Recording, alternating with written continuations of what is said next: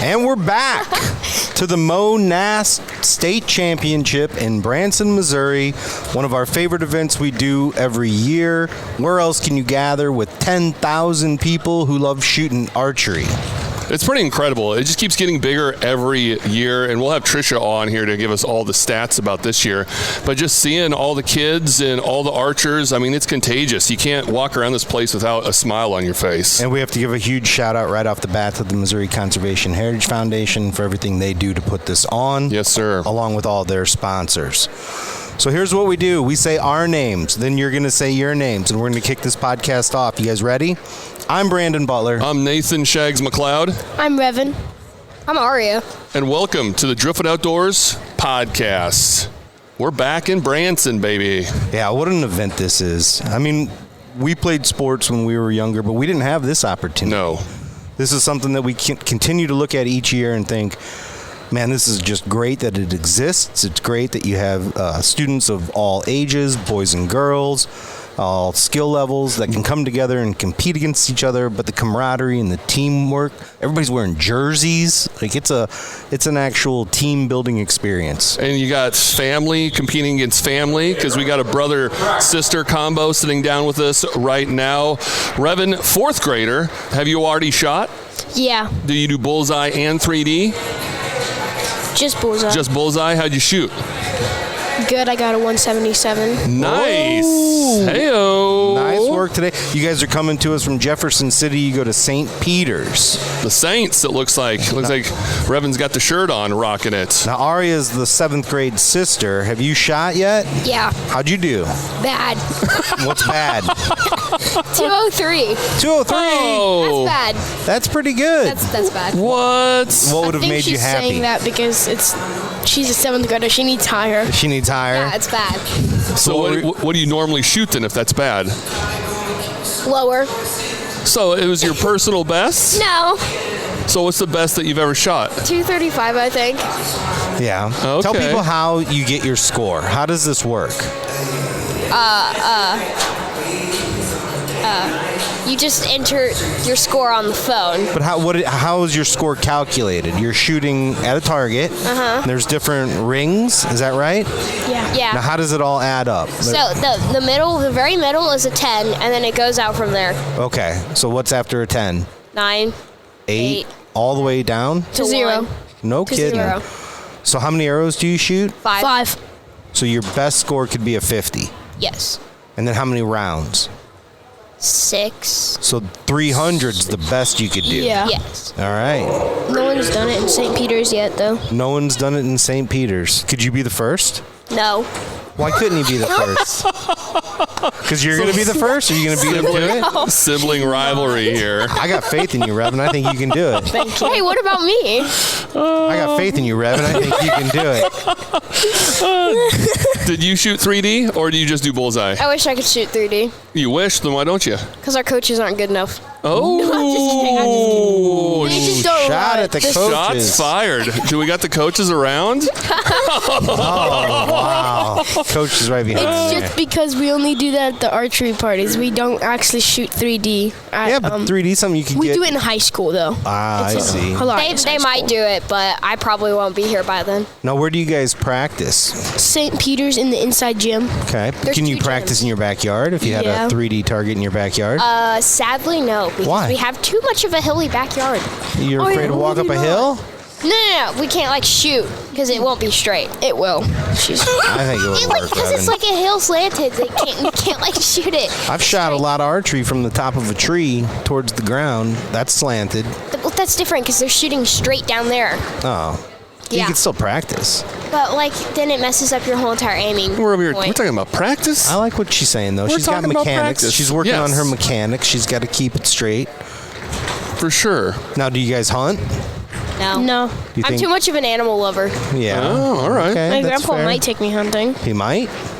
He's over there looking at you. Oh, he's side eyeing. We think- gotta. That's a pretty good way of getting him to take you. And call him out on a podcast like this. And look over at him and smile. So, what do you want to go hunting for? Turkeys. Turkeys coming up. You got youth season coming up in just a couple of weeks. Oh. Do you know what that means? young. Yeah, there's a special season for youth that are under 15 years old. Only youth 15 and under can hunt during that special season. Another thing we didn't have when we were young that we now, as adults, have looked back and said, we need to get kids interested in hunting, so we're going to create special seasons. You guys get to go out. Grandpa could take you. You find a piece of property. You hear one of them big old turkeys gobble. You could send an arrow through them. Now, that would be some skill. That's a small target. Yeah, I've never taken one with an arrow No. yet. I would suggest a Probably shotgun. need a gun. Yeah, I would suggest a shotgun. That's definitely a good way to start. So what's your guys' favorite part about doing the archery program? Abandoning my friends. Abandoning your No, friends. I'm just kidding. Don't you make friends doing this? No, Why not? because Because of her tood, can't you tell? She's a little too sassy. oh, there's way more sassy people in 7th grade. Okay, Is there? because all my friends are already in it. They're already what? Already in it, except some of my friends. So. Archer A will enter the other archer's arrows in the app. Both archers will verify the scores. And Awkward. Verify the scores. We're just going to let them talk for a second. They really cranked up the volume on the overhead this year. This is why half of the people here are deaf. What? This is why half of the people here are deaf. What? That took me a hot second. It did take you a second. Yeah, it funny. did. As another So let age me of ask chaos. you this. If one of your friends who wasn't shooting archery, wasn't doing MoNASP, came up to you and said, why do you do that? Should I do it? Is it any fun? What would you say? No. You say no, huh? No. Yeah. Leave me Revan, alone. help me out here, buddy. What would you say? I think Yes. she just do a What would little you tell? tood. So why should I shoot archery? Because it's fun. Yeah, what else? You can hang out with your friends. Yeah, does it teach anything? Oh, I have a good one. It teaches you how to defend yourself from people. There- You don't have a bow on you. I don't think that's the main reason why we're doing it here, but It's that not could be a even the subsidiary reason. skill that Yes. you're picking up. I like that. It's what? It's not even the reason, though. What is the reason? Have fun. There you go, buddy. That's Yeah, a good what one. about discipline and concentration? hand-eye coordination? Ooh, my favorite part is hitting people with arrows. No. She does not do that. That is. She's a jokester over here, isn't she? Yeah. That's got to be a tough house to live in with. Oh no, it's tough. You guys, it's tough for her. Guys. It's tough for her. Guys, it's tough for I would her. be a stand-up comedian, but I can't stand. Well, you can sit on a stool. But I can't be a stand-up comedian. Is that a goal of yours? That'd be a pretty cool Did you job. just He's not- actually done stand-up I have. comedy before. Ask him anything you want to ask him about the industry. See that press pass he's I got? could be Look how famous he No, is. this is how I could be a stand-up comedian, but I prefer to sit down. Yeah, there you That's go. how- Be a sit-down comedian? You like that? See, I got a future too. I don't trust that. No. So, what would you guys have to say for anyone listening that might be interested in getting into archery? Do it. It's expensive. Do it while you can before you're old. No, do it. How do old it, is old? Do it before. Us. Yeah. Do it before stuff gets too expensive. There you go. That's too funny. Well, thanks a lot, guys. Appreciate you sitting down with us. You want to give anyone a shout out? You back in leaving us? St. Peter? I don't know if anybody's gonna hear this, They will. Lots of people dude. hear this. Lots Yes. and lots of people hear this. What are you talking so about? I can just go make my friends watch this. Yes. Yes. You Is should. this like on YouTube or something? Oh, yes. Totally. We're on all of them. Spotify, YouTube. You're all famous of them. now. You better get some pictures printed so you can sign autographs. Yeah, there we go. Moving Yeah. forward. You want I to? have Coach Greg. How many subscribers do you guys have? Coach Stephen. 1 million. I don't believe that. You shouldn't. How many do you guys actually have? Well, find us and subscribe, and you'll find out. Driftwood Outdoors. And if you do that, you'll be entered to win to go to a walleye fishing trip with Chris Nelson and us on Stockton Lake. Why don't you just take us anyways? Well, you got to We're just subscribe. super awesome. You gotta be quiet when subscribe you to fish. YouTube. Do it now. Hey, I want to go fishing. Revan, you might be in. Yeah, thanks, guys. All That's right, too thanks a funny. lot. Appreciate you. Bye. Next up, we've got Angie Teal. Teal from the Convention Visitor Center here. This is quite the event. It is. It's an incredible event. Lots of athletes, lots of attendees. It's great for Branson. And we hear 10,000 approximately? Yeah, they were looking at around 4,000 athletes, and generally we say about 2.5 attendees per athlete come and join and watch the sport unfold. So to me, it seems like this place is pretty packed. We were talking a little bit off air. You said you got to expand. We have to. Archery, I keep saying that archery is kind of like the new pickleball, where everybody wants to do it because, it's an equal playing field and it just appeals to so many people. And we would love to get more athletes into this event. Unfortunately, right now, we're restricted by the 4 walls that we're within right now. And so if we could bump out the south end of the convention center and double the square footage, just imagine how many more athletes we can bring to Branson. Well, to all those people that have not been to Branson in 20 years, and the way you remember it, there's still that part. There's still the strip. It's really cool. But this landing down here, we went out last night for dinner at Land Shark, and a group of us were just walking the landing, and we're staying in a Hilton that you could be in Manhattan. It's so nice. The convention center is so nice. Branson's really just on the up and up, if you ask me. Oh, it really is. I would totally agree. Being not from Missouri, grew up, born and raised Pacific Northwest in Oregon, it was funny that I came down here and everyone said, have you been to Branson? Have you been to Branson? I was like, no, I'm not really a Branson man. I don't like country music. Yeah, I'm not a big show guy. That's not kind of who I am. And then Brandon introduced me to Lake Taneycomo and the trout fishing, and then I started exploring, and then now I'm like, dude, I'm Branson man 100%. I'd love it down here because it's not what you were talking about where you think Branson and you think it's just the shows and the strip and some of the things up there. There is something for everyone in this city. There really is, and we'll get into this much deeper at some point, but Branson to us is a fishing town. Yep. And there's so many fishermen here that are just first class. Phil Lilly with Lily's Landing and Resort, Blake Harris and his father, that whole crew, Dwayne Doty. But Branson just lost a giant in Chuck Greaves at Anglers Outfitters. Chuck was just an incredible guy, became a good friend of mine in Shags, worked with us since 2016. Oh, yeah, easily. You didn't come to the first media event, you were at the second one, so all the way back to at least 2015, 16, and we just want to say, to Chuck, thank you for everything you did to put Branson more on the map as a fishing community. And then to everybody that loved Chuck, we're right there with you. We're going to miss that guy a lot. Yeah. Absolutely, yeah. That's one of the things I love about Branson and why I chose to move my family here is that the community is so supportive and they just have a love and appreciation for the Ozarks, whether it's fishing or archery or the shows, music, shopping, restaurants.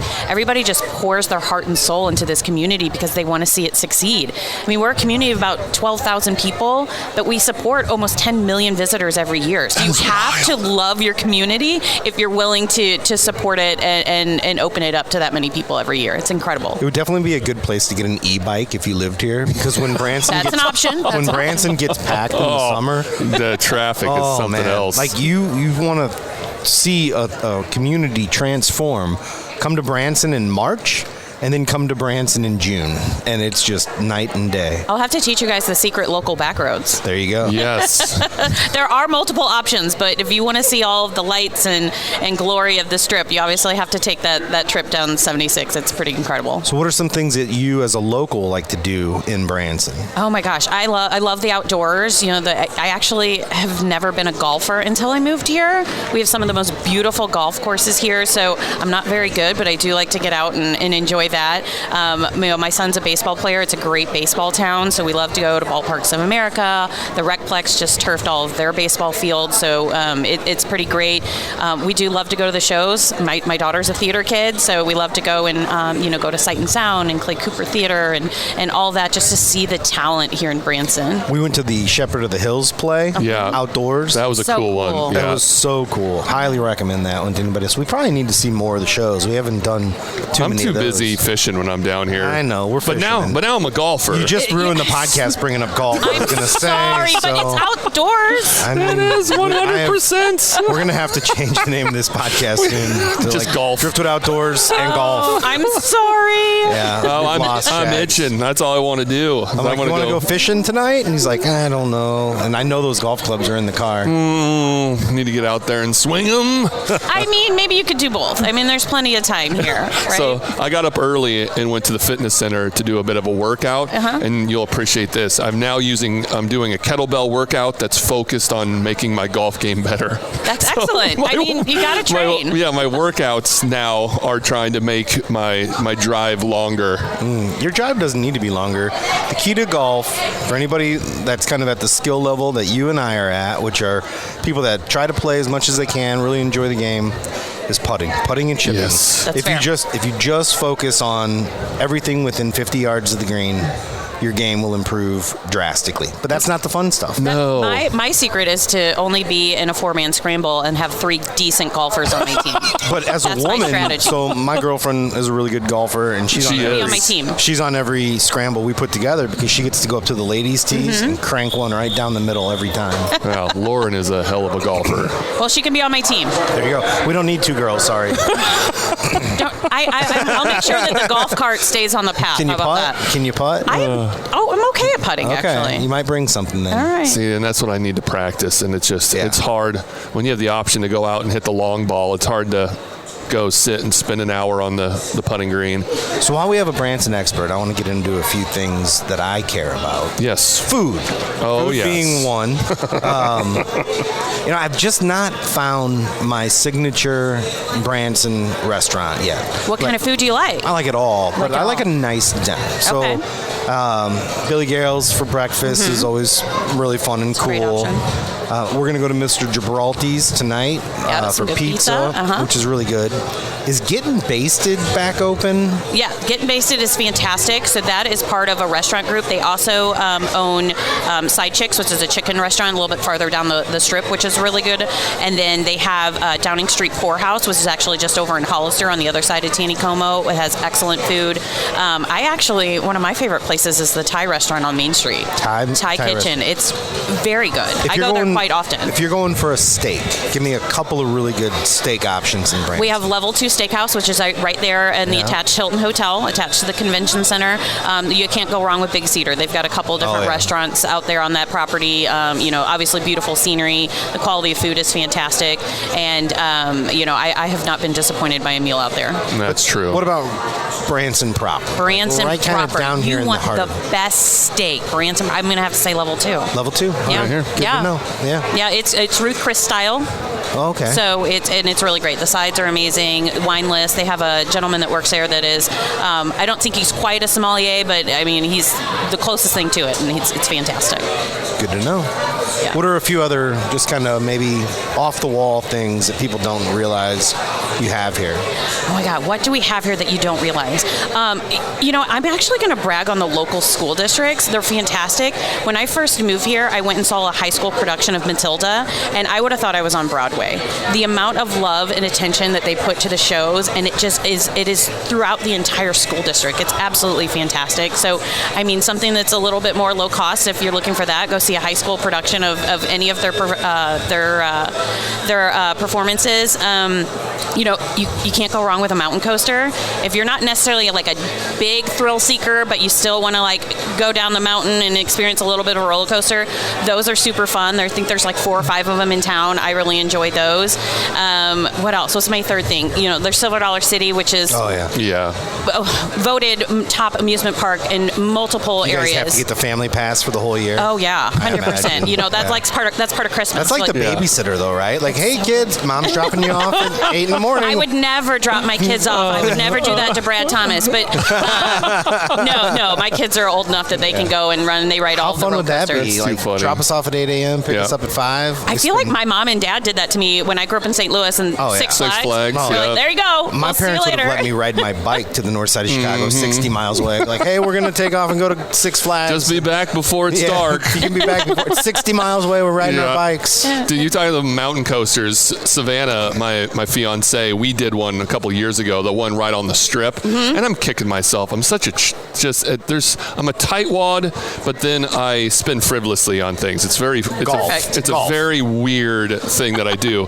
But I wish I would have bought in the picture because she scared herself so badly on one of those mountain coasters, just going around a corner, and it was right where the photo was. Yes, that is right there. You go down and it's turning, and you're like, ah! That we came up there and there was other people, strangers, pointing at her and laughing at this photo, and I should have bought it, but I'm such a weird tightwad in certain situations.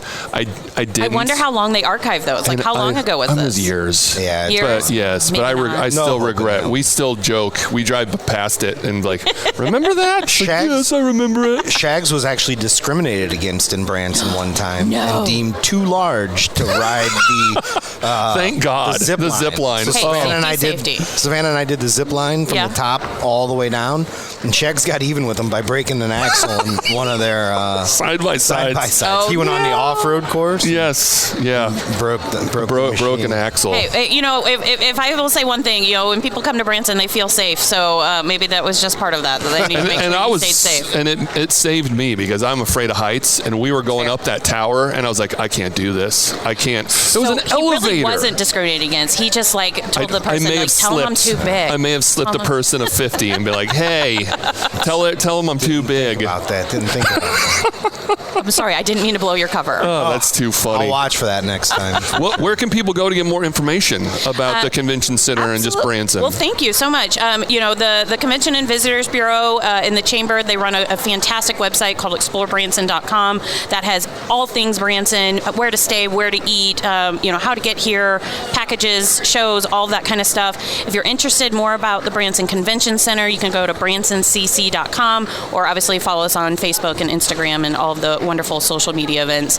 And we have a fantastic team here. We all work for a company called ASM Global, which is the largest venue management company in the world. We also operate Thunder Ridge Nature Arena, which is the new 20,000 seat amphitheater down on the campus of Big Cedar, with some fantastic concerts coming up. There's just a lot going on here in Branson. It's exciting. Do you know some of those on the top of your head? Who's coming through? Yeah, absolutely. Post Malone and Jelly Roll are coming. I know. Who would have thought here in the little Ozark Mountain Range that those two would come? A little Tim McGraw action. Actually, the same weekend as the Blue Angels that are coming to the Branson Airport. So that's going to be a really busy weekend. Pretty exciting. The Offspring is coming. Cody Johnson. So some really great names coming to Thunder Ridge. That's awesome. Yeah. Cody Johnson would be my pick in that lineup. If you guys haven't been there, that arena, it's beautiful. It's Johnny Morris's gift to the Ozarks. It's actually run by his foundation.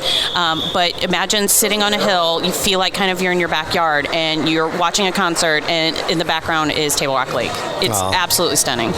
It's incredible. He hasn't made anything that isn't stunning yet. So. He is a brilliant man, and we are so lucky and honored to have him here in the Ozarks. I'm still waiting on that one attraction and be like, He's the Walt Disney of the outdoors. Oh, he is the Walt Disney of the outdoors. He's fantastic. He's a great asset to have in our community. Yeah. Well, Angie, we won't keep you much longer. We really appreciate you sitting down with us and all the great work you're doing, and good luck on expanding this convention center. Fingers crossed. It's needed, that's for sure. Thank you. Thank you. Coming to us from California, not the sunny state, the little town in the middle of Missouri, home of Caleb Jones. Former home of Caleb Jones. Probably got to be a statue for him at this point. If you don't know who he is, look him up. Well, the home of the K Brothers and big time. There's a bunch of Danny Ferris. Bunch of great mid-Missouri musicians coming out of California, some amazing Missouri. People, including Gatlin and Waylon, a couple sophomore shooters. Now I don't know why I'm looking at you guys and thinking you can shoot, but they look like shooters. They look like shooters, don't they? They look. I bet you guys are pretty good.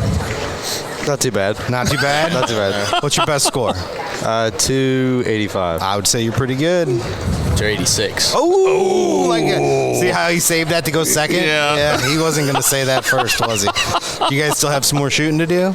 Nope. No. Oh, you're done. You can't get even with him then. Yep. Is that what you shot today, or is that just your best? Yep, that's what I shot today. No, and that's what you shot today too? No. No. Who That's won your today? best. Wait, what? What did you shoot today? Oh, 279. Oh, so you got the better of him today, but he's got the better overall PR. We'll call that a push. Yeah. Yeah. So how do you guys like this? Pretty good. Yeah, how'd you get into it? I started in elementary school at Latham Elementary before I moved to California. Okay. Oh, so you've been doing this a while. Yep. How about you? Yeah, I started in Latham with him too, but then I went to California in 5th grade, so I didn't get to So do archery as long. Do they introduce this to you through a class, or is it a club you got to sign up for? How do you get involved in school? So we did it in PE, and then we could start or join the archery team if we wanted to, if we liked it. Mm-hmm. So that's how we got started. Is there any limit on the number of students that can join the team? Nope. That's pretty neat. Yeah. So, do you guys play any other sports? We do trap shooting, so like clay pigeons. Okay. But you don't Man, play... they got that in school? Yep, we got it for FFA. No kidding. Yep. You don't play football or basketball. So one of the things that we think that's really cool about this is, like, you don't have to be Shags' size to play this sport. Thank you for anybody noticing. anybody can play on the archery team or join the archery team. Talk about some of the people that are on your team. You got boys, girls. I mean, just pretty mix of both, so it's not one side or the other. Mm-hmm. You like the fact that it's kind of open to anybody that wants to participate? Yeah, it's just for everybody. Mm-hmm. What do you think about coming down here to Branson? It's pretty fun. Yep, it's pretty good. Interesting. Yeah. We're going to need more than three-word answers. Yes. No. So did you guys do 3D too, or just bullseye? Yeah, we did 3D yesterday. We shot at 11. How'd you shoot? We shot 3D. at 279. It wasn't as good for me, wasn't my best shooting. Rough day? Yeah, 265. That's 300. Like, I can only imagine. I'd be lucky if I shot 65. Talk about the difference between the two different disciplines here. 3D is, it's animals, so it's not like just you're shooting a square block. It's aiming points are a little bit different, and overall scoring it's different. So it's how is it scored? How's 3D scored? So 3D, it's like it starts from like the center is 10, 9, and then 8, and then like the rest of the body is 7. Okay, so if you hit the body, you get a 7. But you've got a 10 ring, a 9 ring, and an 8 ring. Yep. Yeah. What about the laned shooting?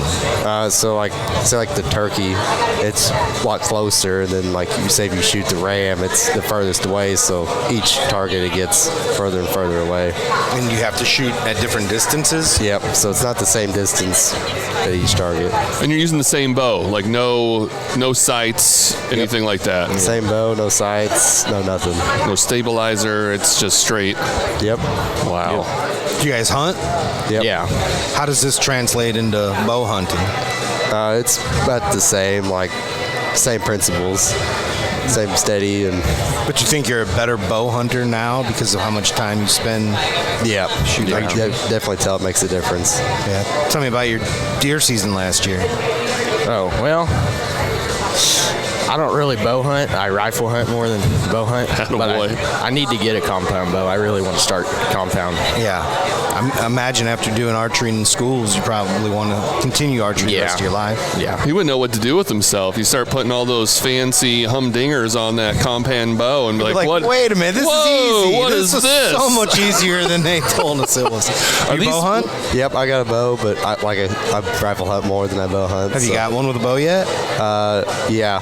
I've gotten a doe and a 9-point. Nice. Yep. There you go. Both fun. I still rifle hunt a lot too.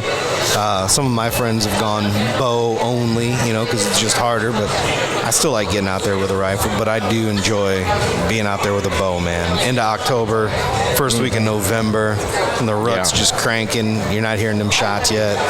You need to get into archery. Yeah, I'd archery say hunting. Bow hunting is definitely more challenging than rifle hunting, though. It's just more peaceful. 100%. It's more intimate in the sense of everything's quieter. But rifle hunting's still fun too. Yeah. I like throwing out that hot lead. I don't got the patience to be an archer. 1 or 2 days a year. I do. Opening weekend. We've lost him to golf. That and fishing. I'm much more of a fisherman now than I am. When I was your guys' age, all I did was hunt. That's all I wanted to do. I thought I was going to be a professional hunter. I was going to travel the world and sluice everything, and now I'm an old man, and I'd rather have a fly rod in my hand and chase trout. Hey, what's that good burger joint in California called? We got Is it Burger House? Burger House. Burger Yeah, House. there's a few there. Yeah, that one's good. Yep. You guys hang out there? Not too often. What do the kids do to get in trouble in California? Just make noise. Yeah. You don't just hang out in parking lots and trucks? No. Man, I got some stories from California, Missouri that I will not share on this podcast, but that is a wild town. When the old Eagles Club was still there, holy smokes. Shut her down, though, huh? Oh, no, it burned down. Uh-oh. Oh, they built it back. It's back now. Oh, did they bring it back? Gonna have to do a reunion tour. I'll pass. I'm too old for that nonsense anymore. All right, what else you guys gonna do while you're down here in town? I'm not quite sure yet what the plan is, but here before too long we'll head back home. Oh, you're not down here for spring break? You just came down here to shoot, or? Yep, just to shoot. And then head back? Yep. Yeah, I'm going to be down here till Sunday. I'm going to go to the Dogwood Canyon after this. You gonna fish? Nah, I didn't bring my fishing pole. Well, they rent them there. You should, Yeah. whoever's paying for it, you should beg them. There's some monster fish in that place. Awesome Monster place to trout. fish. Yeah. I've never went trout fishing before. I need to. Oh, dude, Yeah. that's a place to start right there. Well, for you, Bennett Springs, not far from California, just by Lebanon. Yeah. I know Look where up it is. Bennett Springs. You guys have driver's licenses soon. And start hitting Yeah. all the trout streams. Yep. All right, fellas. Appreciate you, man. Thanks for sitting down with us. Thank you. Thank you. All right, back this year with us is Tricia Burkhardt, the lady who leads the team that makes all this happen. You're smiling pretty big. You must be happy. Oh, yes. It's been a great tournament so far. What an unbelievable job you've done with this. This is just amazing. It grows every single year. Every year we're here and we think it can't get any better. Every year it gets better. You got more vendors out there. You've got the T-shirt line was crazy. Oh, This yeah. was like being at a Garth Brooks concert. People were lined up trying to buy T-shirts. Well, we just had Angie on here with the convention center and talking about how they needed to expand because Double the size of it. you've outgrown this place. Well, we We keep have. talking about Branson. I mean, Branson just keeps getting better. yeah. And they have done a phenomenal job, the convention center, and their food is phenomenal. So they've really knocked it out of the park this year, for sure. Real quick, just tell people what the Heritage Foundation is. Yeah, so the Missouri Conservation Heritage Foundation, we really are a support foundation for the Missouri Department of Conservation, and we really help facilitate people's conservation passion projects. So you can designate money to certain areas that you're interested in, and we can make sure that money goes where you would like it to go. So ultimately, it's about finding amazing projects and collaborating with partners on, doing work on the ground, protecting land, getting kids outdoors.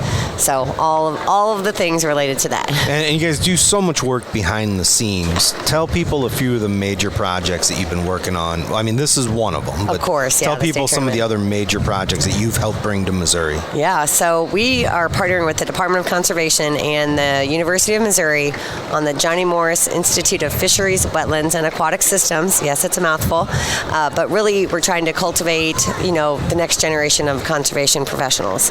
We need to make sure that they have the training they need, not only the book learning, but also the practical skills, the soft skills, like how do you work with a farmer, how do you work with landowners, how do you run a chainsaw, how do you do all the things, and the research, how can we do practical research that can help impact what we do on the ground today, the conservation practices. There's some old Ozarkians right now shaking their head going, you got to go to college to learn how to run a chainsaw? And some of them have to. You know what's crazy though is Some of them should. I know, or back a boat or drive a boat. Because some of these kids are not being exposed to that. They just don't have the opportunities. Like some of us do have raised on a farm, so that's different. So some of these folks may not be, and they don't have that exposure. So how can we get them that experience through internships and research projects? Well, we need to get the director on the podcast. Yes. Maybe you can make that happen I can for us. certainly make that happen. We'd like to have We him actually on. just hired a new director of the institute. He will start July 1st. His name is Dr. Rick Raillier. He's from the East Coast, so pardon him on that. No, I'm just kidding. But he's fantastic, great leader. He's led 2 other institutes on the East Coast, and he's ready to come in. He's already been bothering everybody. He seems very excited to come very excited and start his new We'll have to position. take him out fishing. Yeah. Yeah. Show him he some of the- would love that. And show him he's- some of the best of Missouri Missouri. He's super excited to move to Missouri. He's like, this place has everything that you could possibly want. So he's very excited about it. All right, Dana, grab the headset and pop on in. I thought Dave Ramsey was jumping in on the podcast with us. I hear that a lot. Yeah, man. So Dave, I got $30,000 left on my mortgage. Move the microphone up a little bit. There you go. Yeah, thanks, Dana, for coming on. Happy to be here, guys. So Dana Peterson is one of our board members, and he. Let's just wait a second. Is it popping up on that? Probably. We have any high school seniors in this flight? Raise your hand. This is their last state tournament. Let's get them around. I think we can still talk through that. You think so? Yeah. Those loudest screaming sessions? Just because it's going to be a weird edit. Yeah. Too funny. We could put like a funny dancing bear up or something. There we go. Or we could just have pictures of Dana and all his amazing hunting experiences that he's been going out on. Just now you have my interest. Some B-roll. What have you been doing? Oh, he's been all over the world. The last hunt was an elephant in Botswana. No kidding. Heading back here in 2 months for a leopard. Wow, That's incredible. You going for the big five? I will in September. I hunt rhino, and that'll complete my big five. So I have already the lion, the Cape buffalo. I'm doing the leopard. I'm having a brain fart right now. No pressure. Yeah, no pressure. Cape buffalo, lion, leopard, rhino. Yep. Elephant. Yeah, elephant. And Yeah. I forgot the elephant, and I just said that. And then I've already got the crocodile, and I'm doing a hippo in May of next year with another one of our board members, Will Coates. It's his first time in Africa. You're making me sound like an African hunting peasant. But I got the impala, white blessed buck, Cape buffalo, wildebeest, and Gimsbuck. That's awesome. Yeah, it was fun. I've been many times. I've got 65 species right now in Africa. Holy cow. How did you start going over there? I guess just desire to explore Africa, and I've been hunting all my life, literally. Well, we're gonna have to do a whole other podcast. I've got questions. I've got questions not related to archery. Well, and he owns a barbecue joint here Big in D's town. Barbecue. Yes, Big D's Barbecue. Big D's. Yeah, it's really good. It's fantastic. You won't want to leave. I'm interested in knowing how barbecue gets you to lion money. That'll be another part of our conversation. It does. Not the way I make barbecue. It doesn't. Oh man. Too funny. Well, tell us about your experience with the Heritage Foundation. Sure. This tournament. What are you doing here? Okay, so I initially became exposed to this tournament and MCHF by being a sponsor of the meals, and so I don't know how many years I've been donating meals. I'd have to look back. Probably like 5-6 years. Yeah, likely.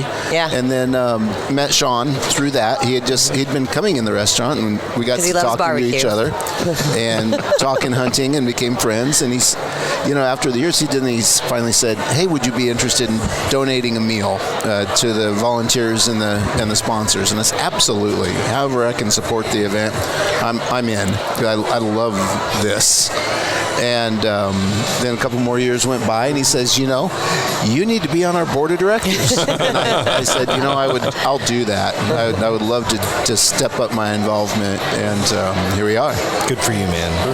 It takes good people like you joining and putting effort behind it.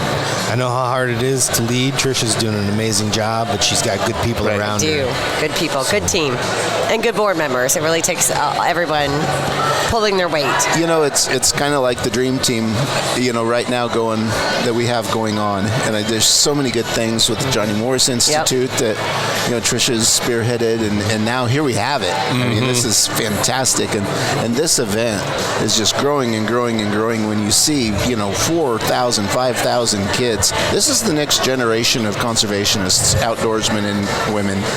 And I think it's just so important to see these kids, like most kids, no one's going in the NFL, no one's going to the NBA, no one's going to play Major League Baseball, but they can do archery their entire life. We were talking about how fun it is that like brothers can shoot against sisters. Yes.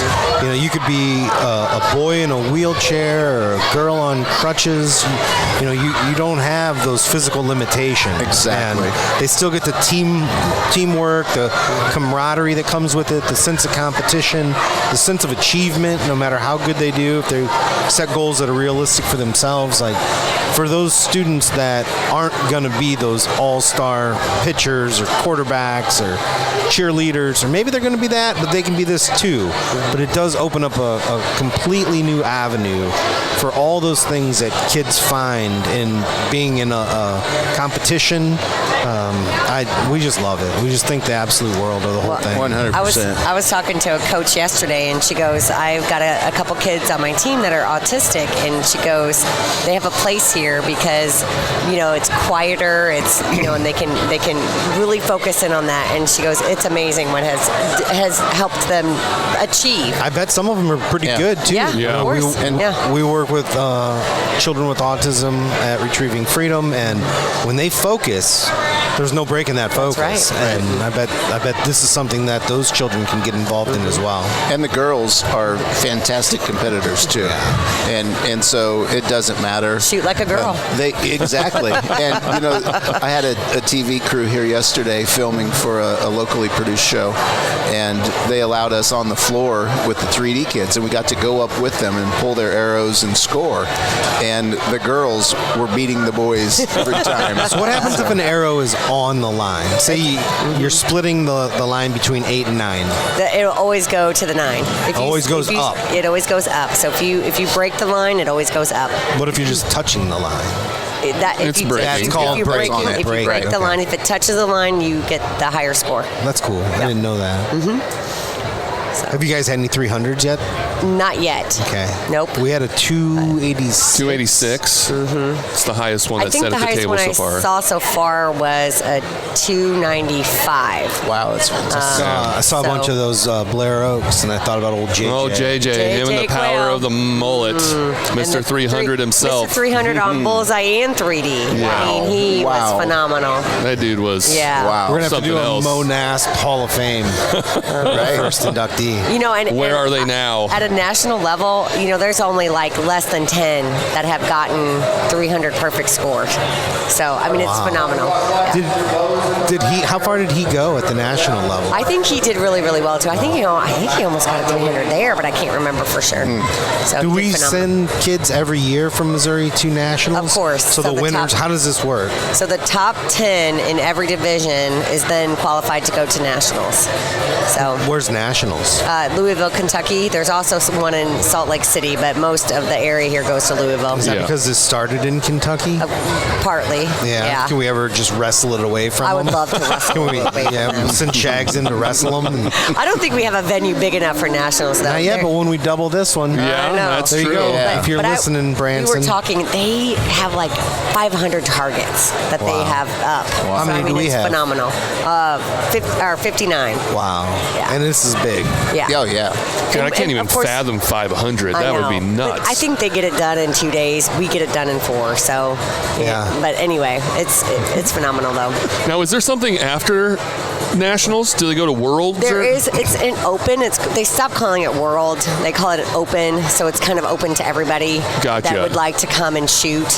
So there is that. Yeah. Okay. Yeah. Because for some reason I thought because JJ did really well in the nationals because I kind of followed along and I thought he went and competed again after that. He did. It would have been the open. Yep. So that's open for anybody who'd like to compete. Gotcha. So, yeah. But again, there's the top archers that are. Are there teams that are just perennial good teams? Yes. Can you name a few of them? I mean, Blair Oaks is good. Sarcoxy, Hillsboro. There's some of those top schools. And what's setting those schools apart, you think? I think just having dedicated coaches and dedicated, working them up. So, start them in elementary and keep going with them and really following along. I think that's really, and again, and dedicated it's really coaches like and parents. any community that has the coaching that starts the kids when they're young, and they coach them all the way through school. And it's an entire mentality that is brought through the school that the parents then get behind. Yep. And it does take that parent at home too to make that work. Well, I'm disappointed in Fayette. I'll just say it out loud because we helped get the equipment. It must be in a closet somewhere. I don't think. I mean, it's just those small rural schools, like where my girls went. They both went to Fayette. My youngest is a senior now, and they didn't have this chance to do this, and they should have, because one, they both would have done it, and two, it's just another one of those schools that the kids love the outdoors. Most of the kids hunt. You know, it works, and every school should have this. I just don't understand why every school doesn't have this yet. But it takes coaches. It has to be, well, it takes coaches, and you also have to teach it in school. And if those schools aren't willing to teach it in, you have to have a school administration that embraces it. And I know another coach I talked to. She's like, I went to the administration. I wasn't even a coach. I just did this because she's like, I want my school to have this, and she kept hammering after the administration to allow it. I don't know how you can take a video of this place to one of those administrators and show them these kids and the engagement it brings for them, and not want this program and the discipline in your that it teaches them. Yeah, so many things. Yeah. And confidence. Right. You can't forget that, because it really helps them grow their confidence. It's huge for their mental health. It is, definitely. Yeah. When we talk about it every single year, I'm going to bring it up again, looking over here down below, the only people on their phones are taking pictures. Right. Like there's nobody staring, doom scrolling, watching reels or anything like that. Everyone's completely engaged with what's happening around them. That's because the Purdue game doesn't start for 1 hour and 7 minutes. Yeah, that's the reason. You're going to lose me over here like this. That's the reason. You just had to get that in. Flag. Spoiler. This is where we always lose all our listeners when you start talking about golf. When he starts talking Purdue basketball. When the golf talk starts, that's when we lose them. Oh, I heard Angie said she ruined it because she talked about golf. She said the word you're not allowed to say on the podcast. You can't say it's a 4-letter word that you can't say on the podcast. Golf. I can't watch golf. How do you talk about golf? Oh, dude, it's consumed me. It's all I think about. It's all I want to do. He's addicted. I love the game. That's funny. We're gonna have to get him help, Tricia.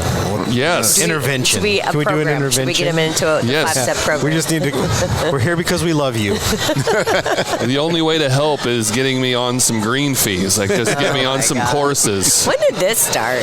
About a year, 2 years ago. Last year, really. Yeah. Were the fish not biting or what? Well, we have an actual podcast called "Am I Even an Outdoorsman Anymore?" The answer is no. Because all I do is think about playing golf. And I used to play golf going, God, I wish I could fish that pond. And now I'm looking going, oh, look at that. They should put a golf course there. They play some golf. That pond. Mow that quail field down. Put another 18 holes in it. Who needs prairie? Prairie schmary.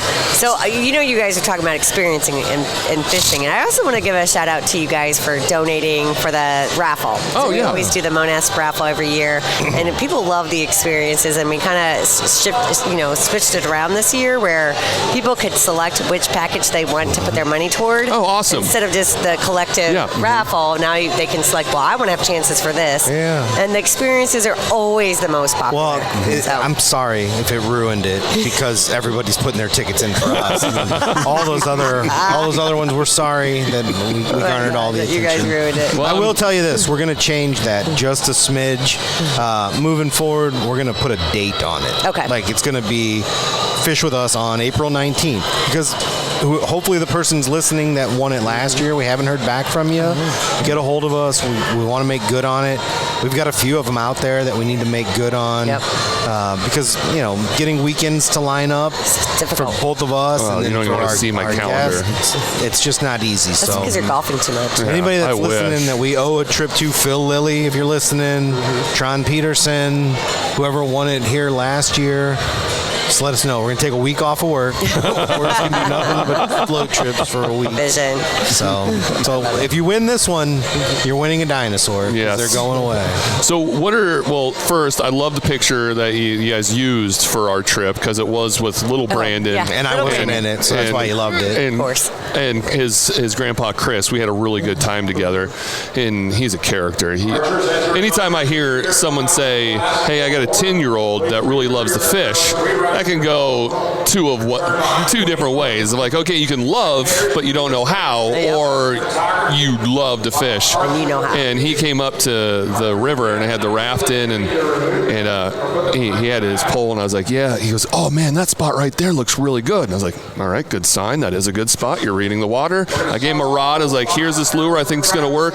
Cast over there and see if you can catch one. First cast catches a brown, and I'm like, done. All right, this float's going to be easy by the end of this. And the whole trip, he was cracking me up because he was teaching me. He was telling me how to catch fish, and his grandpa was in the back just kind of giggling and just having the greatest time. And he was 10, so he's always like, can I put beef jerky?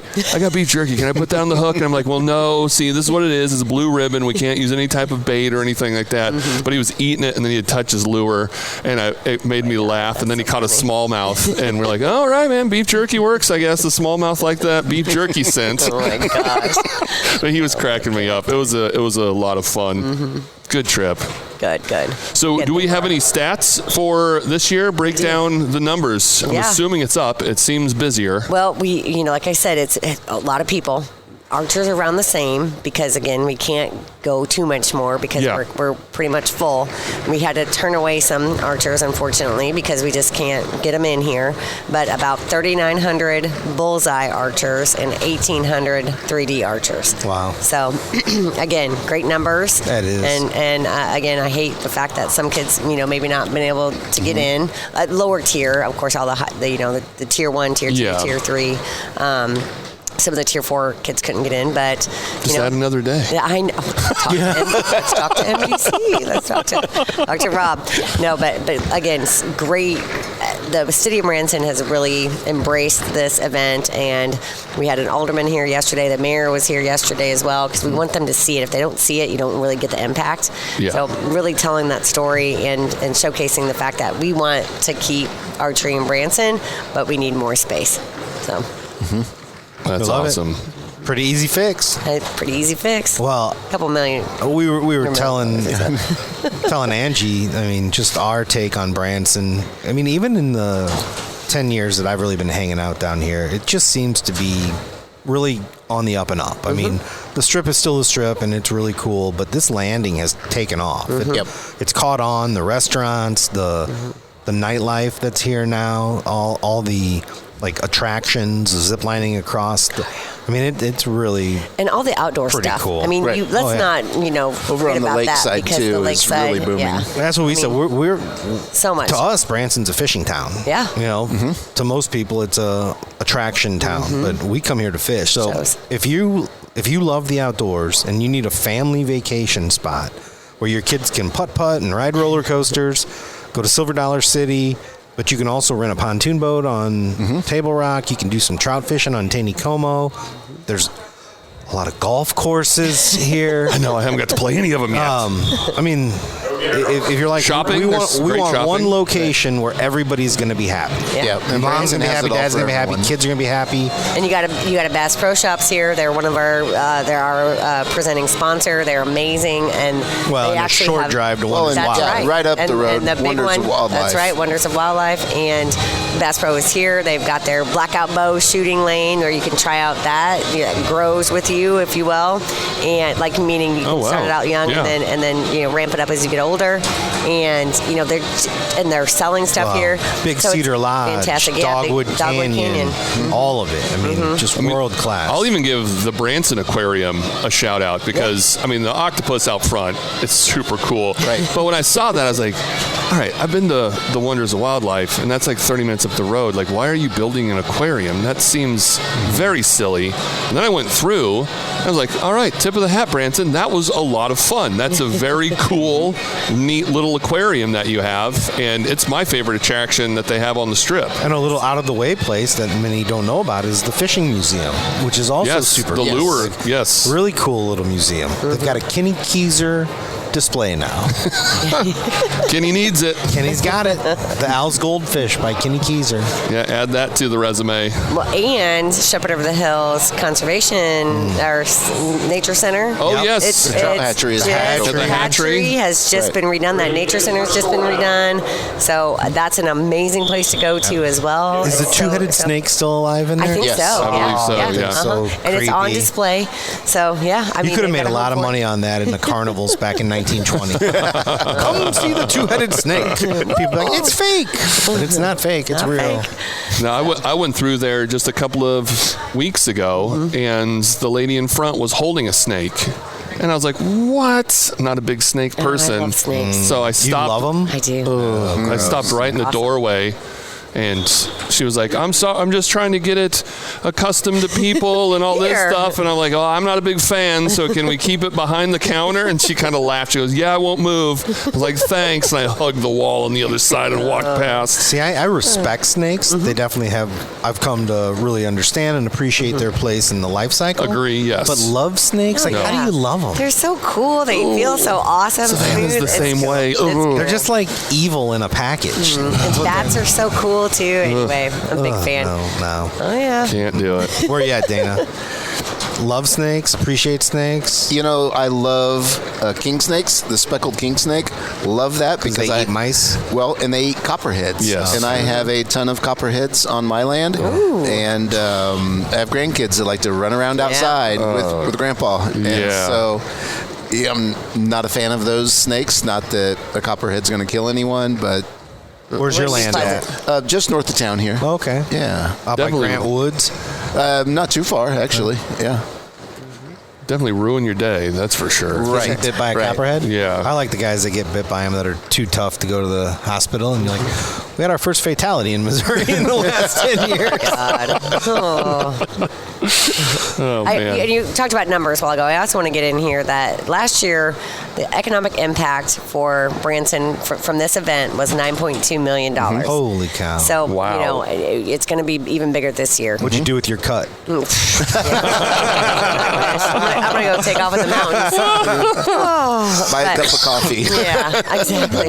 Well, and the foundation also, you know, we sponsor all the trophies, and we have another sponsor for that too this year. But we also give away $30,000. I was going to say, let's talk about the scholarships. Yes, $30,000 in scholarships, and so we're giving those to the top 5 overall individuals, male and female, in Bullseye and 3D. So we're giving away 20 scholarships overall. Again, $30,000. That's awesome. MCHF, and then also, you know, matching funding from NASP. With so, a guy who's getting letters in the mail from Mizzou for 2 different tuitions right now. Let me tell you. Ouch. Every scholarship dollar helps. Absolutely. Yep, it does. So again, great opportunities because they don't have to go to a specific school. They can use it for trade school. They can use it for any higher education. And shout out to State Tech. Yeah, I was going to say, let's They're talk here about again. the trade school. Some of the other sponsors, but State Tech, you know, we talk about those guys. That is a great school. That's where JJ went. Yeah, and I mean, we need more well-trained, skilled labor people. 100%. Especially out in the country, because I just built a house, and I can't even tell you how difficult it was to get good help out there. And the people that were helping, yeah, like I said, to get good help out there, it was really hard. boy. But they sure charge a premium because there's nobody else to do it.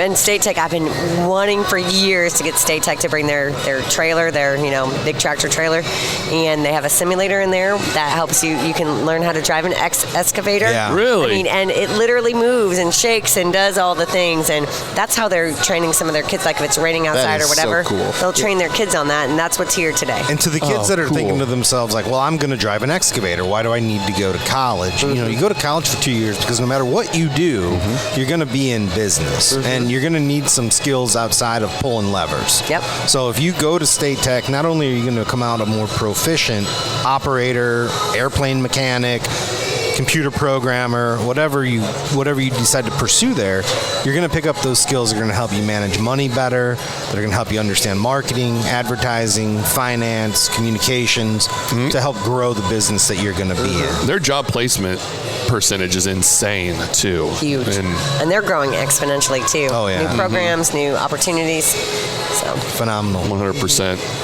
Well, did we forget anything? Do we need to do any more shout outs before? I don't want to keep you guys.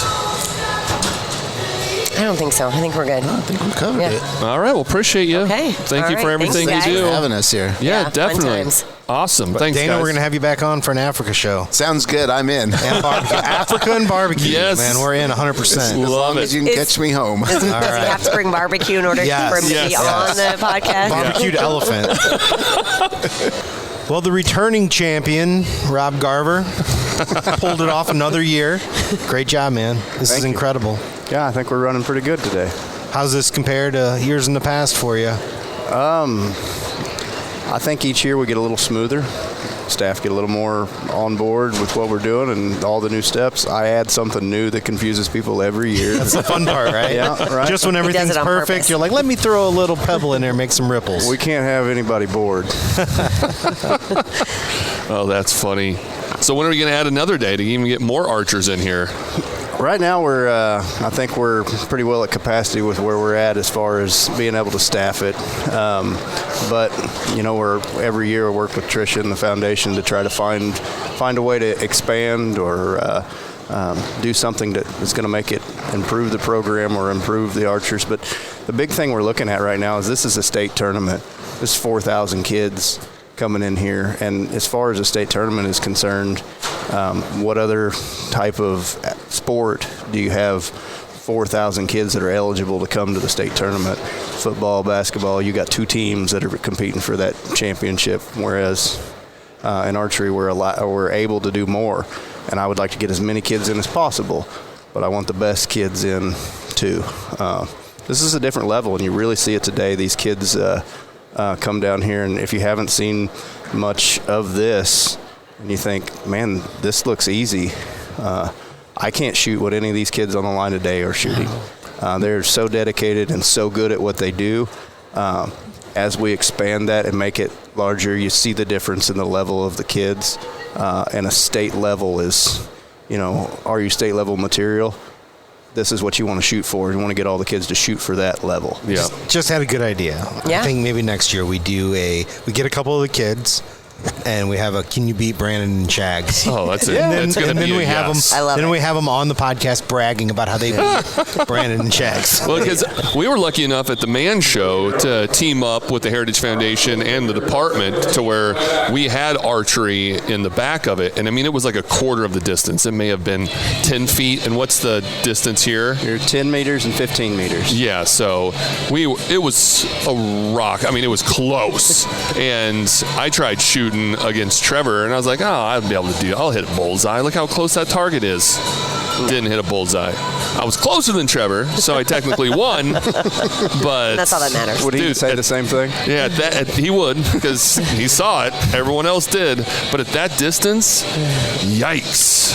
Rob, can you tell us what the department does in relation to MoNASP statewide, not just the tournament? Yeah, so NASP in general is a school program, National Archery in the schools. And that's the big first step is our conservation educators around the state go and meet with teachers, get them interested in the program, show them how awesome it is, and then they go in and do a training for them. Those individuals that are coaches here have all been through the NASP training, the same as every coach across the country and several other countries, so that they can then go in and teach this during their PE class or any other school program. But that is the requirement, that 2 weeks or so throughout the year, just like you have a pickleball program in PE or whatever else, NASP archery is one of those curriculums that you do. That makes these kids eligible to compete in tournaments. So the big thing on that is that reaches millions of kids. Right.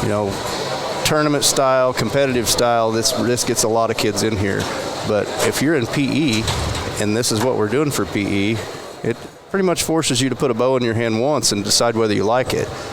and then you might make a lifetime sport out of for somebody. And that's just one more reason why we're so lucky to have the Department of Conservation in the state.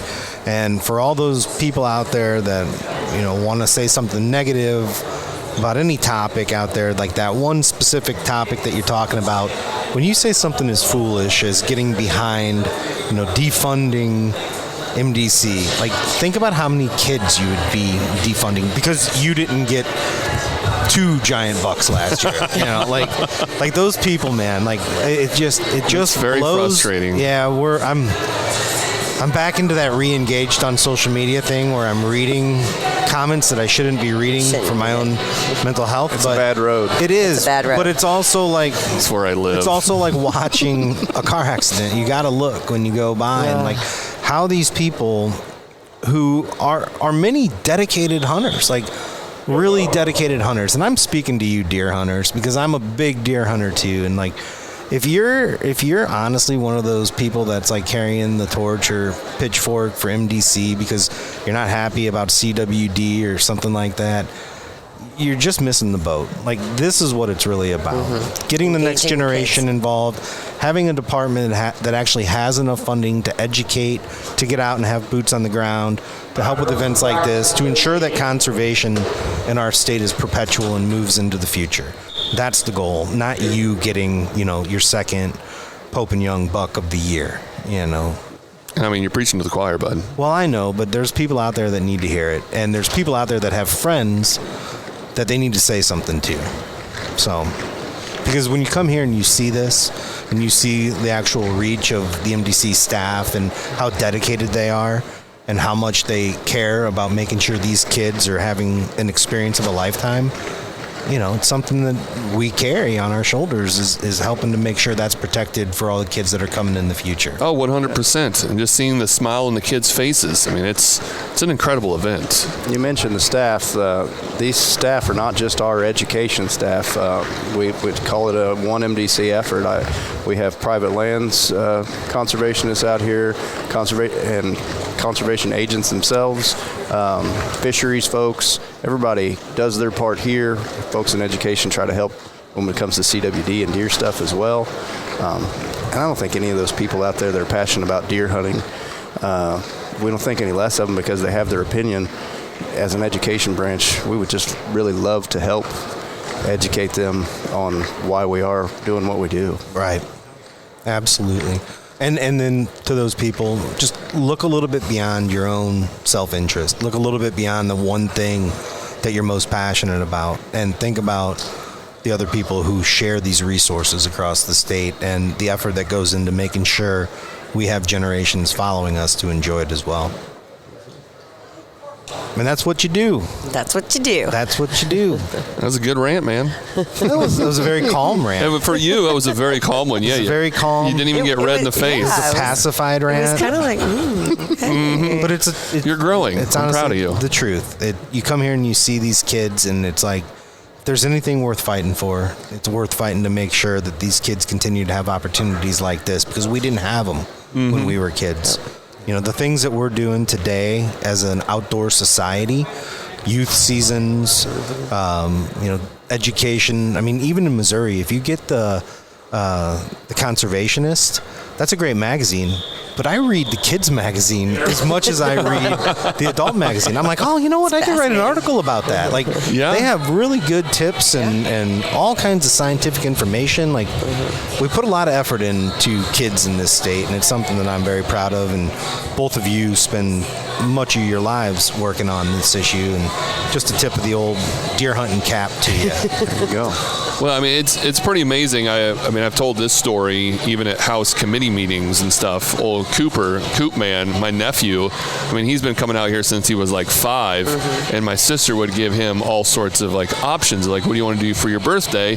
And one of them was Disneyland or Disney World, or you can go fish with your Uncle Nathan in Missouri, and he always picked Missouri. So for him, the happiest place in the world wasn't Disneyland, it was Missouri, and that's credit to the Department of Conservation and everything you guys do, because of the opportunities that we could take him out, and he loves it out here. Yeah, we were talking. We're getting a little off topic here, but I filled out the survey, which the education people want to hear this. Yes. Like, you send out your surveys, and I filled it out, and I imagine the way down the totem pole person that's initially getting those, they're going to get mine. They're going to be like, we're going to need some help over here, because I wrote a lot, but to summarize it, I wrote about the far extension of the opportunities that we have in this state, and how if we all can just kind of focus on the bigger picture, that Missouri remains the greatest conservation state in the country. No question about it.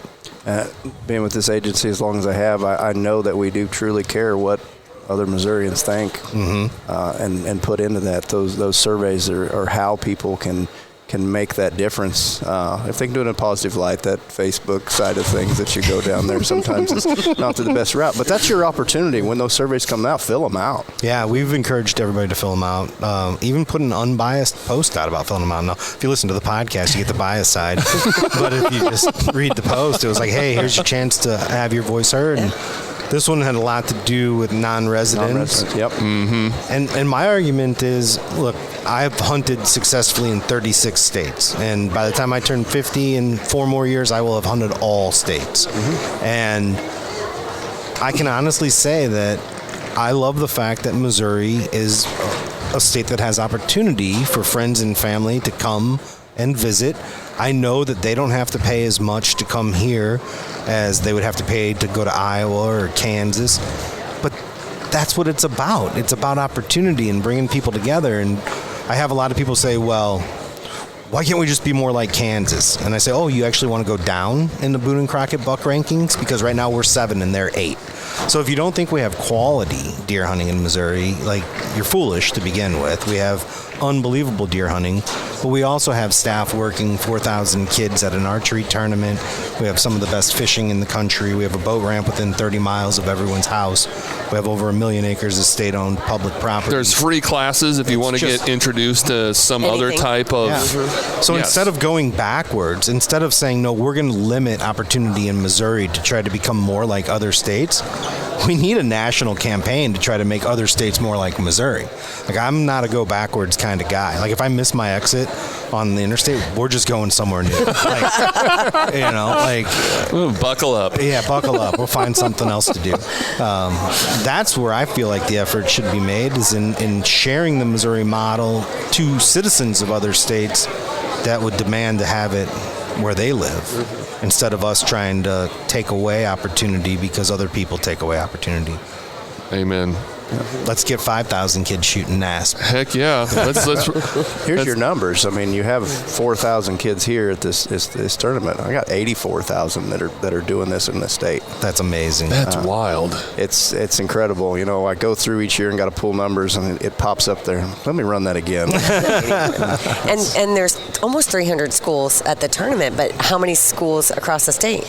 Over 5,000? Active, here's how we show active, is these folks go in each year and report where they're at, because there's a lot of people everywhere. And active, it shows close to 700. I would say we missed some here and there. We're probably closer to 800 schools that are active in the program. We're close to probably 1,200 that have done the program at some point. Now, are those numbers still going up? Are more people, more kids participating every year? Yeah, we're definitely increasing every year. School-wise here at the tournament, the folks that qualified and registered, we were 260 or something like that last year. When I first got on there and looked at it, we were at 290. Yeah. And I thought, oh my, we are we are full. See, I'm trying so hard, guys, to focus on the positive, but now I'm just laughing in my head thinking how many of those super hardcore deer hunters are thinking, so it's NASP that's ruining hunting in Missouri. Yeah, it's NASP. You caused that too. NASP is creating all these bow hunters. Now I hate kids and I hate NASP and I hate anybody that's going to shoot my buck. Your buck. Yeah, your rant created the new Facebook. There we go. NASP. I'm going to start that myself. Oh no. Kids shooting archery and learning skills and friendships and competition and discipline has ruined archery hunting in Missouri. Mm-hmm. I'm sorry that there's a kid shooting today that will shoot your buck. Do all you can now to end this program. That's too funny. So ridiculous. It's so true. Oh, yeah. That's the problem. That's social media, That's man. the worst. No, dude. It's summed up to the common theme that Tricia and I are completely aware of and comfortable with is it's always either Rob or Tricia's fault. Always our fault. Always. Good, because it's usually mine. Oh, take some heat off Brandon. Well, we certainly appreciate everything you guys do. Yes. Not only for this event, for just the state of Missouri. And, man, we look forward to coming down here every single year. And, again, we keep saying it, too. It's hard to explain. You have to see it for yourself to really understand what we're talking about. And it's an open invite too. You can just come watch. Oh, hey, and if you've got a product company or a service, what a great place to display. I mean, Tacticam out here is, I mean, I remember when they had a little booth the first couple of years. Now it's gigantic, which proves that it works for them. Oh, yeah. And the whole hallway is lined up with Silver Dollar City, Wonderworks, archery products, hunting products. Like I said earlier, the t-shirt line was like being at a Garth Brooks concert. It was crazy. So if you're trying to get information out about your company, reach out to Tricia and her team and get your booth set up, because you've got a captive audience of about 10,000 people. More than that. This. Almost 20,000 come through over 4 days. Oh, okay. Wow. Yeah. 20,000. So that's wild. And I don't want to speak for Rob here, but this event is exhausting, but it's also exhilarating and energizing in a very amazing way, because you can see all the kids come together, the parents, the coaches, again, all the staff really coming together and again creating an experience that is unforgettable for these kids. So it's just super inspiring. Well, thank you both for what you do. Yes, we got a young man waiting to jump on here before he goes to shoot. So 3D. Yep. Okay. Appreciate you guys. Thank you so much for jumping on. All right, we've got to end this podcast, but not before we have on an ace shooter. Miles, we heard you're the man.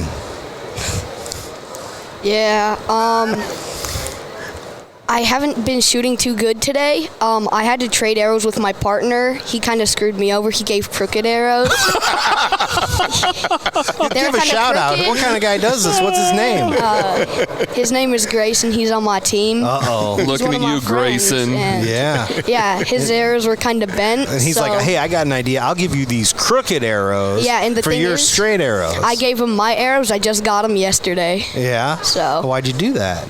Because I had to. My partner had the same color arrows as me. Oh, good friend. Good friend, yeah. This is your third year qualifying for state, right? Yes, but last year I couldn't go because I was in the hospital. Right. Yeah. Oh, no. What happened? My appendix burst and they kept messing up during surgery, so I had to stay in for longer. Oh, man. You feeling okay now? Yeah. They were using crooked arrows. That was the problem. Oh, yeah. That was definitely the problem. Was that scary? I was in there for 3 months. It was really scary. Wow. But at least my mom was there. Yeah. Yeah. Wow, 3 months. I thought you were going to say 3 days. I was not ready to hear 3 months. Jeez. Wow. Did you get some good ice cream out of the deal? The only thing I could really eat was watermelon, not because it was prescribed, but that's the only thing I chose to eat. Really? Interesting. Everything else hurt, and I just couldn't taste it. Oh, buddy. Well, I'm glad you're doing better. I'm glad you're here. Looking good, man. Yeah. So what's your best score? 274 on bullseye, 271 on 3D. What's the goal? To make it to nationals. Yeah, what's it going to take to do that? My coach hasn't told me yet. Okay. She's like, Smart. So I can tell you this, nobody shot a 300 yet. yeah. We had one not too long ago at a old tournament. JJ. Somebody shot a 300. Yeah, we interviewed him. JJ shot a 300. In both bullseye and 3D. Could you be the next one? Maybe. What does it take, you think? What does it take to shoot a 300? Just a lot of practice and A little bit of just luck. believing in yourself, too. Oh, that's a good one. Yeah. Very much. What grade are you in, Miles? I'm in 6th. 6th grade. What school? Platte Purchase Middle School. Where's that at? It's in Kansas City, right next to the border of Kansas to Missouri. It's I don't know. Kansas City's good enough. Yeah. So Yeah. Dana here is a barbecue guy. Uh-huh. You're a Kansas City guy. Yeah. What's the best Kansas City barbecue? You got a favorite? I don't know. It's all really good. Your mom said it was when she takes Big D's barbecue home to Kansas City. There you go. We all thought that was going to be the answer. You just have one location? Yes, just here in Branson. So then, all competition aside, what's your favorite in Kansas City? In Kansas City, probably either Joe's or Slaps. Ooh, I don't know Slaps. Yeah. That's why I asked the question. I always get a new one. I'm a Jack Stacks guy. I'm Jack Stack, too. Sure, they're all great. Yeah, they are. There's Joe's just is good. so many good. The Arthur Bryant Gates, a little on the kind of drier, spicy side for me. Those beef ribs at Jack Stacks might be my favorite thing I've ever had. So, Miles, have you already shot bullseye? Yeah, I just shot bullseye. That's where I got the crooked arrows That's from. where the crooked arrows came from. Well, you got straight arrows for 3D because you got you're shooting here at noon, so we're watching the clock to get you down there. You got good arrows for 3D though, don't you? Yep, they're the ones I just bought. No crooked arrows. All right, that's what I'm excited to hear. Yeah. So, what do you love the most about this archery program? I started it. I didn't really like it at first. I made some friends, and one of my friends, I've known him since kindergarten, his brother taught me how to get better. He gave me some lessons, and from that, I just started shooting 250s or higher, and that's whenever I started to really like it. When you started getting the higher scores. But how cool is that, man? Another kid is like teaching him how to be better, and that's what this is all about. Like, you really feel like you're part of a team here. Yeah. And your team isn't just like you play other sports as well? Yeah, I play baseball. You look like a baseball player. He does. Got that flat bill going on. He carries himself like a baseball player. But in baseball, you've got to be pretty athletic, right? You got to be pretty fast and strong and all that. How's it different with archery? The people that are on your baseball team versus the people that are on your archery team? People on baseball are 10 times more competitive. I will say that. Archery's kind of like open to anybody, right? Yeah. It's a lot less higher standards. Like, you could get in if...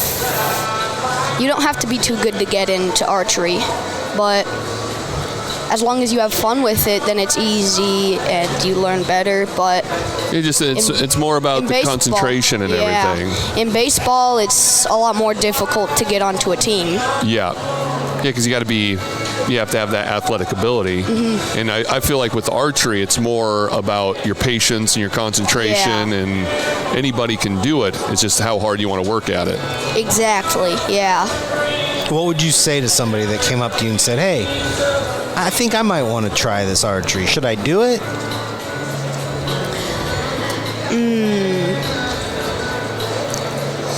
That's a really difficult question for me to answer, but I would say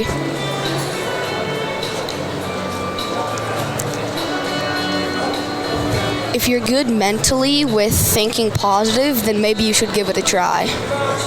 Great answer. Yeah, it is a good answer. Good answer. Yeah. I wasn't expecting that. Well, I could see that because I bet you could be pretty hard on yourself because it's just you up there. It's just you and your mind and your focus, and you got to be able to. You know what it's kind of like? Golf. Yeah, it is a lot like golf. You a golfer?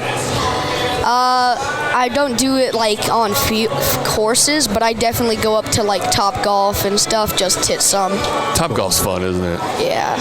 I enjoy it. You'll be on the course someday.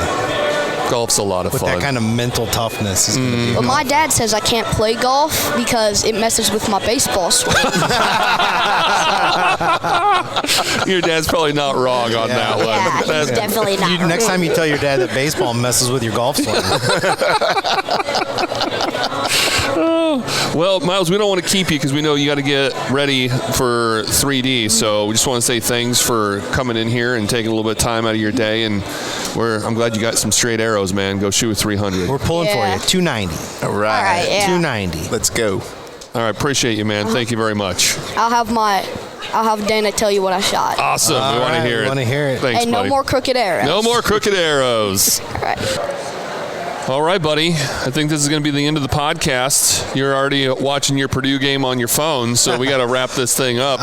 You got to call me out like that. Yeah, no, Purdue's up by 13. So they're playing McNeese? Yeah, they should dominate that game. McNeese looked tough in their first game, and their coach is now leaving to go to North Carolina State. So I was hoping that disruption would upset the team, not get one for the Gipper, the team, and it looks like Purdue's going to handle this. But well, that's always the fun part about recording these, because this isn't going to come out for 2 weeks. Mm-hmm. So this game is going to be so old by the time we're talking about it. Everyone's like, what are you even doing with yourselves? But what's your final thought of the pod of the state archery tournament? I guess I gave my final thought in my little rant there, but I just, day in and day out, find more and more reasons to be proud of Missouri, to be proud of what the Department of Conservation does and supports. In all seriousness, if you're a serious deer hunter like I am, I mean, I go all the way back to having white-tailed deer wallpaper. It just bothers me so much, the divisiveness coming out of the deer hunting crowd and the selfishness that drives so much of it.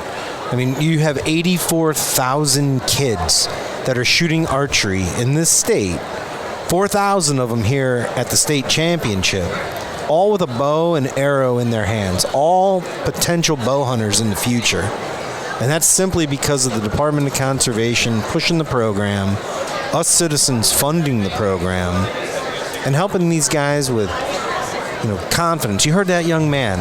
If you have the mental fortitude to do it, I mean, you should try. What's he, 10? Sixth grader. Yeah, sixth grader telling you to have the mental fortitude, and they learn that from this. And it takes mental fortitude to go out into the woods before dark and climb up into a tree stand and sit there in the cold. So we should be supporting this. We should be encouraging people to be in the woods. We should take a trip down memory lane and remember that just 50 years ago, if you killed a deer, you were doing something special. Yeah. And now, how quickly we forget. You kill deer that have names, and the only thing that matters is how many inches of antler they have. And this event takes us back to the root and takes us back to the core and shows you that there is another generation coming, and that's what really matters. Yeah, and it's a real honor even for me to be on the board of directors of the Missouri Conservation Heritage Foundation and all they do for Missouri and archery and just putting on this state tournament. And we keep saying it, and it's so true that you just can't grasp it until you see it for yourself. Because, both of us had heard of this event. We all knew we were aware of it, but it blows my mind every single time I'm down here, just the way it keeps growing and just seeing all the kids and just the impact it's making, not only financially for the city of Branson, but just mentally for these kids. Well, almost a $10 million economic impact. Wild. So vote against that. Yeah. Vote let's defund the Department of Conservation and not have this tournament anymore. Well, now you're taking $10 million away from the people of Branson. Mm-hmm. It's just silly. We need to get behind this. We need to get behind everything that we're doing for the next generation of outdoorsmen and women in this state, and hopefully continue to lead the way and show other states how to be, not regress because states that don't have the funding we have are doing less and feeling like we should do less because they're doing less. Agreed. Let's lift people up, not tear things down. And what a great excuse, too, just to come down here for spring break or spend a weekend. Even if you're not competing, just bring your kids down here, pay for a general admission, walk around, watch them shoot, and then go spend your day in Branson. I look forward to this event every single year, and I don't got kids. Man, I think I'm going to have to go to the gym. I just got a text from Lauren, said, just got back from the gym. How much longer are you guys going? So that means I'm the only one of the four of us that hasn't worked out today. Doesn't work out. You guys are isolating me and making me feel bad about myself. Oh, the peer pressure, man. You're doing the kettlebell workout for golf, though. So. Yes. Well, that's just one of them. One of many kettlebell workouts that I've been doing. But again, man, this place is awesome. Thank you, Tricia. Thank you for Rob. Thank you, MDC Heritage Foundation, for all you guys do. And gear review coming up next. Into the podcast, the beginning of a gear review. Brandon, what are you reviewing for us today? The new Bass Pro Blackout Intrigue XST. That thing's sharp looking. It is, and it's affordable. And it gets kids the total package that they need to start shooting archery outside of MoNASP. So we've got 84,000 kids in the MoNASP program. Not all of them are going to become bow hunters, but some of them will. That's part of this for me, is that we're teaching archery to kids that could then become the next generation of hunters. And if they're going to do that, this little package right here is far better than what I started with. And you can put it in a kid's hands very affordable. I'm not exactly sure what the off-the-shelf price is, but I'm betting it's a pretty affordable option. You know, Bass Pro, it's your one-stop shop. You show up, you can get your bow, get some camouflage, get those kids outside shooting archery in the woods, in the fields, chasing some deer, and Bass Pro Blackout. Check it out. And thank you, Bass Pro, for being the title sponsor of the state tournament as well. Man, that thing has got all the bells and whistles, unlike the bows the competitors are using. They have nothing. No, zero. No sights, nothing. And they shoot the Matthews Genesis. Yeah. That's what the MoNASP bow is. And it's a bow, and you just shoot it with no sights, no release. Stabilizer, right. No whisker biscuit, no level on your sight to let you know if you're holding your bow I'm impressed level or that not. you knew the name of a whisker biscuit. Oh, come on, man. I used to work at old Tommy Foster's Bass Pro. Well, you're not a bow hunter. No, I'm not. I'm a golfer. Thank you. But you do have a crossbow, because Bill Yes. Cooper likes to give everyone besides me crossbows. Cooper claws with a case. Yep. So still in my garage. Thank you, Bill. All right, Tricia, you also have something for gear review. All right, What do you have? It's an arrow case, and you can obviously put everything in here. I guess I need to show. Store your arrows. You never want to have crooked arrows. Miles. Well, wasn't Miles. Who was it? Garrett? What did he say? Was it? Oh, it was Miles. Well, no, Miles' buddy gave him the crooked arrows. Right. Yeah, you can't have crooked arrows when you're shooting at the state tournament. That's right, It's not you going to. cannot. So this can help protect your arrows. By Plano. Plano, yes. is your storage solution. It is. They have everything. Fishing, tackle, Absolutely. For your tackle, I mean. When we were kids, you got a tackle box. Yes. Now you get like a tackle bag. Oh my gosh. And you fill it up with the different Plano little Everything. slide-ins. Little slide-ins. I probably got 50 of those. Only fitting 4 of them into the bag is the hard part. Well, which 4 are we going to take today? I got my boy a Plano, tackle box. He's like, we got to fill it now, Mom. I'm like, here we go. And that's only the first one. Exactly. And then, of course, I got me some Johnny Morris signature steak strips, the beef jerkies, premium thick cuts of beef. Well, if you're Johnny Morris, you're not eating the low-end beef jerky. You're eating that premium beef jerky. Well, Jack Link's too, dried, smoked, and seasoned beef. Do you think they sat Johnny down and they're like, okay, let's design your perfect piece? Maybe. Probably. Yeah, probably. I'm sure they did. Yeah, he isn't going to put his name on No. a piece of beef jerky that he's not Johnny Morris approving. I mean, he's probably like, I want to test everyone before you put that in a bag. Do we have to give this back? Yes. Why? Unless you pay for it. Johnny, we're doing you a solid right now. So next time you're in the woods or on the water, take along Johnny Morris signature steak strips and break in the action as the perfect time to enjoy the hearty goodness that's inside this bag. Premium cuts of lean meat seasoned in a special blend and smoked to old-fashioned perfection. It doesn't get any better than this. Your adventure starts here. We worked so hard to get the beef jerky money, and then we got there, and then they came out with beef jerky we can't afford. Now there's signature series. Oh, man. We need signature series money. Chasing that carrot. Never stop chasing that carrot. We'll see you down the trail.